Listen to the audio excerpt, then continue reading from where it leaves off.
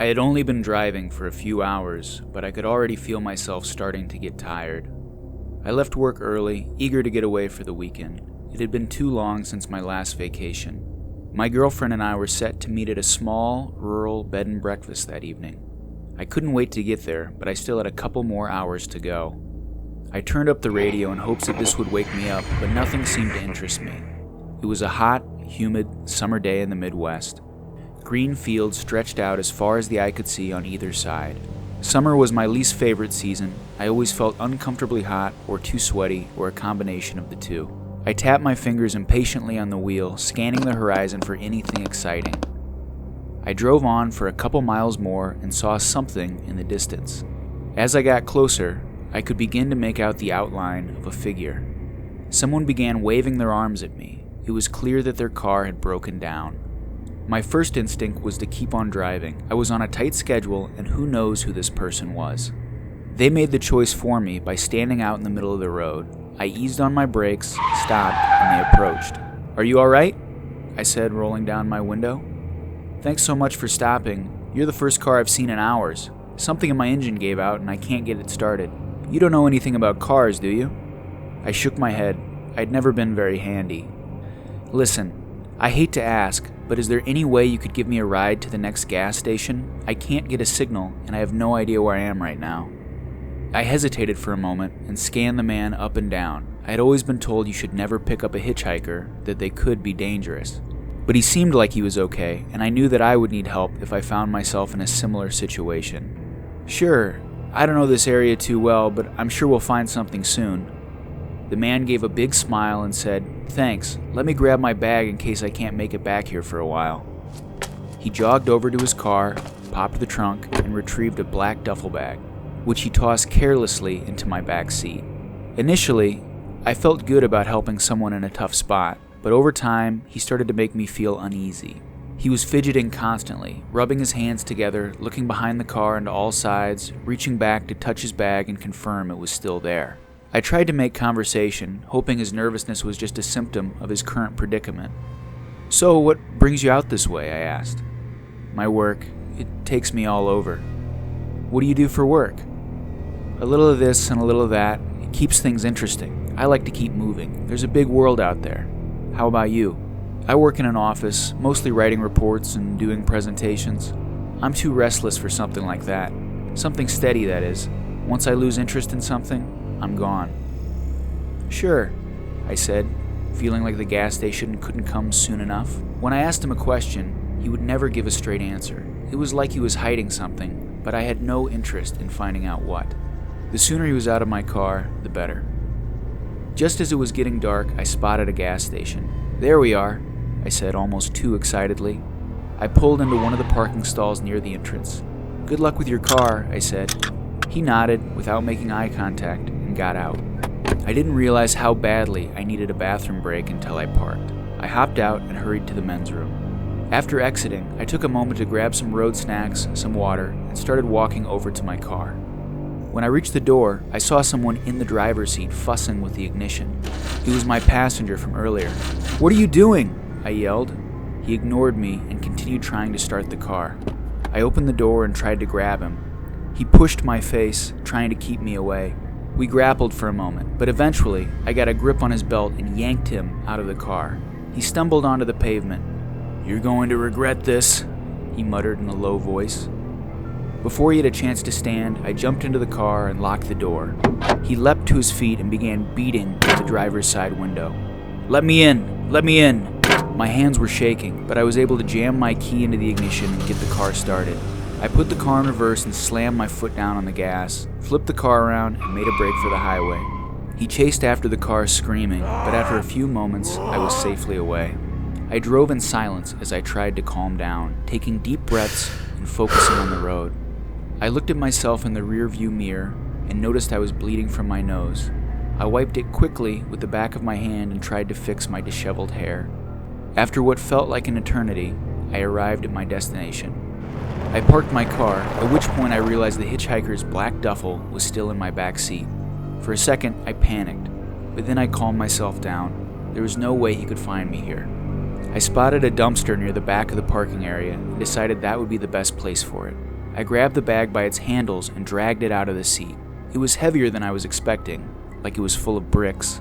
For a moment, I was tempted to look inside, but whatever my strange companion had, I wanted no part of it. I tossed it in and tried to push the whole experience from my mind. I grabbed my own suitcase from the trunk and made my way to the reception desk. "Hi, Keith Thompson checking in." "Hi, Mr. Thompson. Your girlfriend has already arrived and I think they're waiting in your room." She handed me my key and I proceeded onward. "You're here," Monica said as I walked in. Her expression changed when she saw the bruise forming on my face and the dried blood around my nostril. "Are you okay? Did something happen?" she asked. "I'm fine. Some guy was broken down and begged for a ride, so I tried to help out. He turned out to be a real nut and he tried to steal my car and ended up attacking me." "Oh my God. Did you call the police?" "I guess I didn't even think about it. I just wanted to get out of there." "I'm so sorry that happened," she said. "It's fine. I'm gonna take a shower and let's just forget about it and try to have a nice weekend."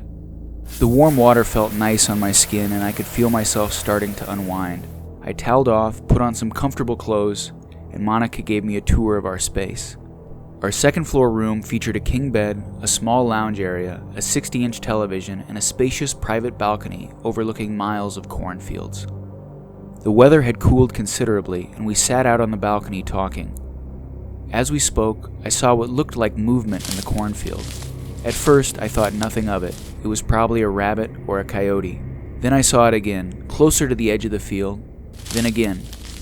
"Did you see that?" I said. "What are you talking about?" Monica asked. "I think there's something out there. Keith, you've had a rough day. I'm sure we're safe here." Then I could clearly see the outline of a figure standing at the edge of the field. Although I couldn't see his face, I was certain he was looking up at us. "Right there!" I shouted. "I don't see anything," she said, scanning the field, and then she saw it. "Okay, I see it too, but maybe they just have someone working late. I'm going to call the front desk. This just doesn't feel right." I picked up the phone beside the bed and dialed the front desk.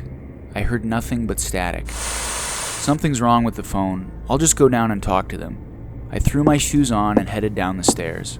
The reception area was empty. That's normal, I thought. It's late and they've probably gone to bed.